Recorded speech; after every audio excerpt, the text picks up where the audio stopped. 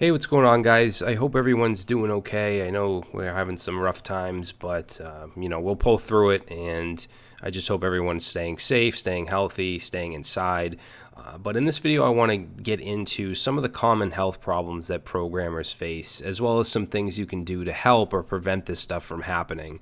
And I know a lot of you younger guys that are just starting out probably don't think too much about this, but I'm telling you, after 10, 15 years of doing this, you're going to start to develop some ailments, both physically and mentally. So it's good to get ahead of it sooner than later.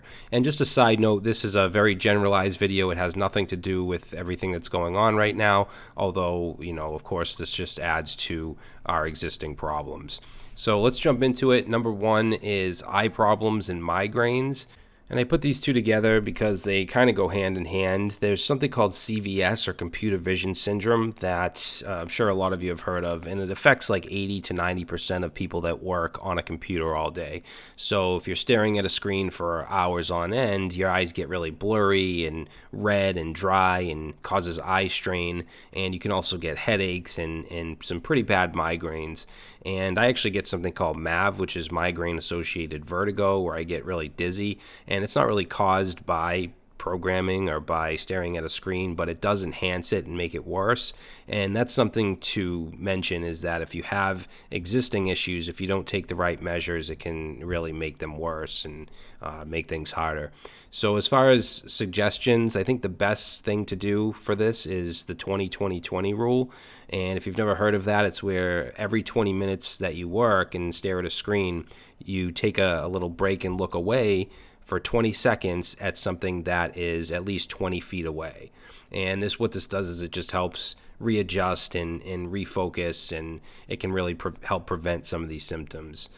Also, make sure the lighting in the room is comfortable on your eyes and prevents you from staring into the glare on the computer screen. There are actually glasses that you can buy. I've seen them on Amazon. They block the blue light from your monitor, which is supposedly what's harmful to your eyes. And they range from, $30 up to in the hundreds. And I'm not exactly sure what the difference is, but it might be something you want to look into. You can also adjust your monitor's brightness and contrast. Personally, I like to keep mine a little below the default setting, but you don't want to go too dark because then you're going to start straining your eyes. So the next one is back, neck, and shoulder problems, and this is a very wide range of issues, and I'm sure that a lot of you guys deal with stuff like this, and it really comes from bad posture as well as just sitting all day. Our bodies weren't really meant to sit in a chair for 10 hours a day, especially if you have bad posture. You can develop, sharp pains in all areas of your body, muscle pain, nerve pain, stiff neck, especially if you're like myself and you have multiple monitors or even a really widescreen monitor and you're constantly looking back and forth. It's going to mess with your neck and cause neck issues. So, this stuff can cause really lifelong damage, lower back issues, neck issues, spinal issues. So one of the best decisions that I made to improve this is to get a sit-stand desk, so you're not sitting all day. You can switch back and forth, and they range in price. I like Uplift, but they're kind of expensive. They're in like the $800 range. There are cheaper brands out there, and you can even get an extension that just sits on your regular desk and you crank it up to a standing position, and those are much cheaper than the sit-stand desks themselves. You also want to make sure you take breaks and get up and stretch. I'd say every 30 minutes or so.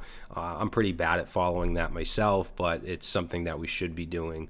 You should have good posture, as hard as that is. For me, my whole life I've had bad posture. I just slouch a lot, so it's hard to keep remembering to sit up straight. But I would suggest getting a good chair, a nice comfortable chair that has lumbar support and neck support. I really like the DX Racer chairs. I like how they look, but they're also really comfortable, and they have pads for your lower back and your neck and stuff like that. So a good chair can make all the difference in the world. I know it might cost a couple $100s or so, but it's really worth it. It's going to save you a lot of pain in the long run, literally.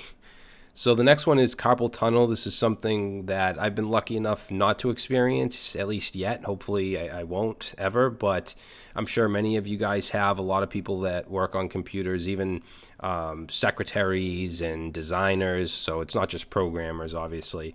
Carpal tunnel basically occurs when the major nerve in your wrist becomes compressed due to physical stress on your wrist. And it starts gradually, but you start to feel burning and tingling in your wrist, and it can really lead to severe pain and even decreased mobility in your wrist. So to combat carpal tunnel, you can stretch your wrists regularly along with everything else. Make sure your workspace is ergonomically correct. There's certain keyboards and mice and other equipment, chairs, that can reduce things like carpal tunnel. Also, when you type, try to keep your wrists straight and keep your elbows out to like a 90-degree angle. And honestly, I'd be full of shit if I told you guys that I did this stuff all the time. It's very hard to get into the habit of having good posture, sitting up straight, and I haven't done it well for the past 13 years or whatever, and I'm paying the price. I have neck issues, back issues, migraines, all this stuff. So if you're younger and you're just getting into this, or even if you've only been doing it for a year or two, try to build these habits now, because it's much easier to build them when you're getting started than 10 years down the road, and you're already set in your ways. So trust me, if you're just getting into this, you want to develop these habits now rather than later. All right, so one general issue that a lot of us suffer from is lack of exercise and lack of sleep. And, we don't move much. You might work at a company and move to a few different rooms here and there and stand up while you have meetings and stuff, but it's still not that much moving around. And if you work from home, it's probably even less. There isn't even enough room on this screen to give you all the consequences of not getting enough exercise and sleep. You have weight gain, heart problems, type 2 diabetes, and sleep is obviously really important. I know a lot of us work long hours, and you might have a side project that you're working on at night, and before you know it, it's 1 a.m. But without enough sleep, we get really lethargic. It can usually cause an inability to focus. So obviously the solution to this is to get more exercise and sleep, but it's easier said than done. So you want to take frequent breaks and move around. Try to take walks or jog or even run daily. Maybe do some weight training. What I've done for years is I take small breaks throughout the day, and then around 1 p.m. or so, I'll take an hour and a half or 2 hours and go to the gym and do either the elliptical or weight training. I'll kind of switch it up every other day. But that gives me the exercise that I need, because for the rest of the day, I'm pretty much sitting in a chair. So it's important to get up and move around. And obviously now in a lot of places, gyms are closed because of the whole pandemic going on. But you can still go outside. You can still jog or run. You can do some jailhouse workouts with some push-ups and dips, or if you have weight equipment at your house, you can do that. As far as sleep goes, you want to get at least 8 hours of sleep. Well, I should say aim for 8 hours, get at least 6. I know when I sleep less than 6 hours, I'm just trashed the next day. I can't focus. I can't really do anything. So if you're having trouble falling asleep, you might want to try something like melatonin or essential oils, or even some kind of sleep medication if it comes to that, if you really, really can't fall asleep.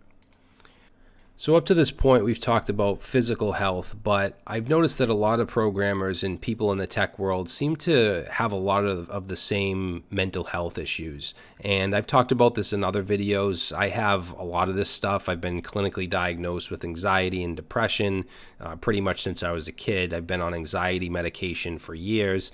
And this isn't caused by being a programmer, but I have noticed that other people in the industry have a lot of similar issues. And there's a lot of introverts that become programmers, and it's a very isolating profession, so it doesn't really help you build social skills and relationships. A lot of us are bad with women or men, and even if we're married, like I am, we have horrible communication issues. And of course, I'm not speaking for everyone. It's just I've noticed that there are a large number of us that have these issues. And I do think it's a profession that causes a lot of stress. You have crazy workloads and expectations. You have to learn so much stuff that it's overwhelming. You have crazy deadlines. There's a lot to worry about. ADHD also seems to run rampant in the programming community. It's not something that I really have experience with, but I know that it can be tough and it can give you some obstacles.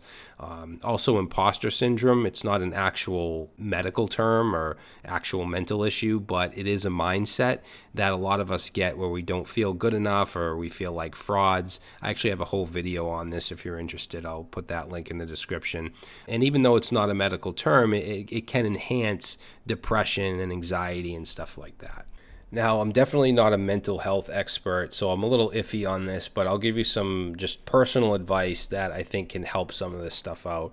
So one of the most important things to me is to take one thing at a time. Like I said, there's so much to learn and so much to do. You usually just have a short amount of time to do it in, but if you try and do it all at once, you're not going to get anywhere. You're going to get too overwhelmed. So if you're a programmer of any kind, you should know how to break things down into smaller chunks. I mean, that's pretty much what we do for a living. So break it up and plan it out so you only have to focus on doing, one or two things at a time. Also, get enough sleep. We talked about that already. Meditation, breathing, yoga. I know a lot of that sounds like new age yuppie stuff, but it really does help. It's hard to get into, but many people swear by things like meditation. I don't meditate much, but I do breathing and relaxation exercises, and it does help. It helps you calm your mind and stay focused. Try to focus on the good things in your life. I know that it can be hard, especially if you're clinically depressed and maybe you're struggling financially or you have issues with your kids or whatever it might be. This whole pandemic is very, very depressing for everyone. But everyone has something good in their life. Lately, I've been really grateful that I can still work with all this shit that's going on right now. Pretty much everyone that I know is out of work and struggling. So I'm grateful that I can continue to make a good living and feed my family. So just look for things that you have that you're grateful for. Last thing, find some other hobby that has nothing to do with programming or even a computer. This will help you relax and help you be less anxious. Personally, I like to DJ. If you follow me on Twitter, you might have seen a couple of my scratching videos. I like to do old school mixing and scratching with vinyl, old school hip hop. Maybe you play an instrument or draw, or maybe you like a sport or something like that. These are things that you can do that I'd encourage you to pursue. And I think it will just help ease your mind and get you in a better place. All right, so those are 5 things that a lot of us are at risk for or already have, with some suggestions on helping or stopping them from happening. And I know it's hard to keep these things in mind, especially when we're super busy, but do your best. There's tools out there. There's apps to help remind you when to take breaks and stretch and stuff like that. So just try to live as healthy as possible, especially, this day and age. But that's it, guys. Stay safe, and I'll see you in the next one.